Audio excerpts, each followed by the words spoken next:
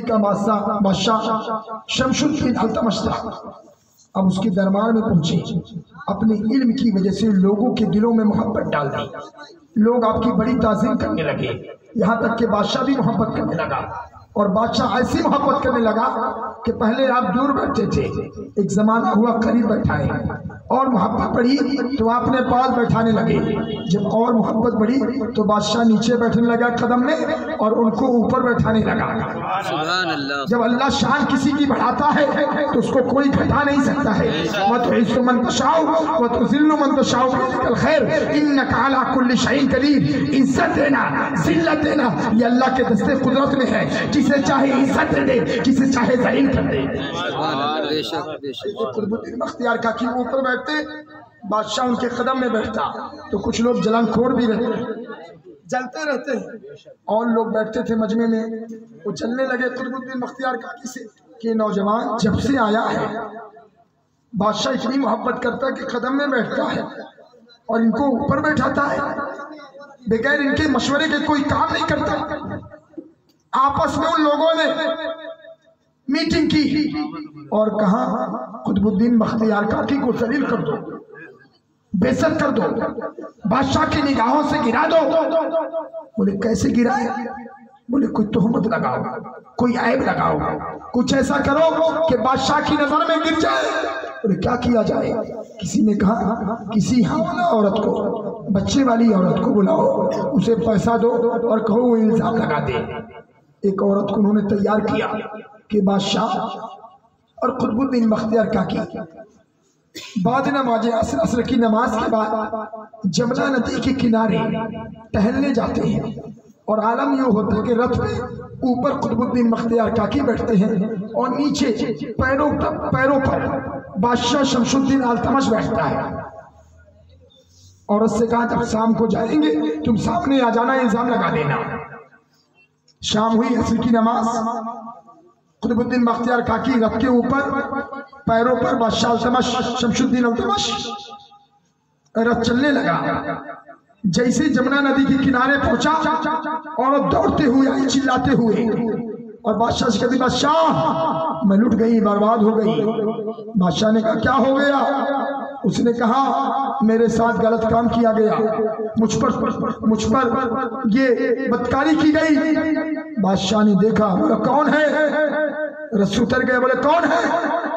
کوئی میرا سپاہی ہے، کوئی میرا وزیر ہے، کون ہے؟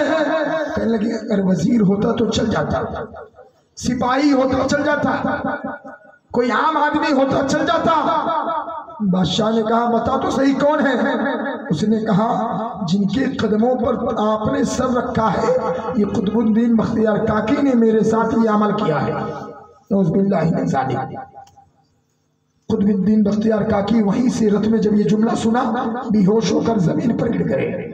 بادشاہ نے عورت سے کہا عورت سچ بتا ورنہ تیری گردن مار دی جائے گی۔ قطب الدین بختیار کاکی کو ہوش میں لانے لگے، ہوش میں ہوئے۔ بادشاہ نے پوچھا حضور آپ سچ بتائیں ورنہ اس کی گردن مار دوں گا۔ آپ نے جب دوبارہ سنا پھر بھی ہوش ہو گئے، پھر ہوش میں لائے، دوبارہ پھر بھی ہوش ہوئے۔ جب ہوش میں آئے، ولی ہے بکرامت، علم ہے لیکن علم کا سہارا نہیں لیا، کرامت کا سہارا نہیں لیا، اپنی کرامتیں نہیں دکھائی، بلکہ دلی سے اجمیر کے جانب لو لگا دیا اور ہاتھ اٹھا کر کہتے ہیں میرے خواجہ ہند کے راجا، دلی میں آپ کی مرید کی عزت نیلام ہو رہی ہے، حضور آ جائیں، حضور بچا لیں۔ یہ جملے دہرا رہے، رو رہے ہیں۔ دیکھنے والے دیکھنے لگے کہ سامنے سے کوئی بزرگ عصا لیے ہوئے تشریف لا رہے ہیں، سامنے سے عصا لے کر کوئی بزرگ آ رہے ہیں، اور جیسے جیسے قریب ہوئے لوگ دوڑنے لگے، کہنے لگے کہ قطب الدین جس کو پکار رہے ہو غریب نواز سامنے سے تشریف لا رہے ہیں۔ غریب نواز کو دیکھنے کے بعد بادشاہ دوڑ گئے، تمام لوگ دوڑ گئے، ہاتھوں کو بوسہ لینے گئے، قدموں میں گر گئے۔ قطب الدین بختیار کاکی نے جب دیکھا کہ ہمارے پیر و مرشد آ گئے، قدم میں گر گئے، پیر و مرشد کی طرف دیکھا، آنکھوں میں آنسو ہے، غریب نواز سرکار سے سارا ماجرا بیان کیا بادشاہ نے۔ حضور غریب نواز نے عصا لیا، چھڑی لی، عورت کی پیٹ کی جانب اشارہ کیا، اور عورت سے نہیں پوچھا، بادشاہ سے نہیں پوچھا، قطب الدین بختیار کاکی سے نہیں پوچھا، بلکہ پیٹ کی جانب اشارہ کیا اور کہنے لگے اے پیٹ میں رہنے والے بچے تو بتا کہ تیرا باپ کون ہے، تو حلالی ہے یا حرامی ہے؟ لوگ حیرت میں ہیں کہ بچہ پیٹ میں ہے، سامنے نہیں ہے، اور پیٹ میں رہنے کے بعد جیسے غریب نواز نے اشارہ کیا، اندر سے آواز آنے لگی، السلام علیکم یا ہند الولی، السلام علیکم یا خواجہ غریب نواز۔ کہنے لگا وہ لڑکا پیٹ سے کہ میری ماں جھوٹی ہے، قطب الدین بختیار کاکی سچے ہیں۔ نواز کی شان دیکھو کہ پیٹ میں رہنے والے بچے سے گواہی دلوانی۔ میرے عزیزو یہ شان غریب نواز کی ہے تو غوث اعظم کی کیا شان ہوگی؟ جب غوث اعظم کی یہ شان ہے تو امام حسین کی شان کیا ہوگی؟ جب امام حسین کی یہ شان ہے تو مولا علی شیر خدا کی کیا شان ہوگی؟ جب شیر خدا کی یہ شان ہے تو ہمارے نبی رحمت اللہ عالمین کی کیا شان ہے؟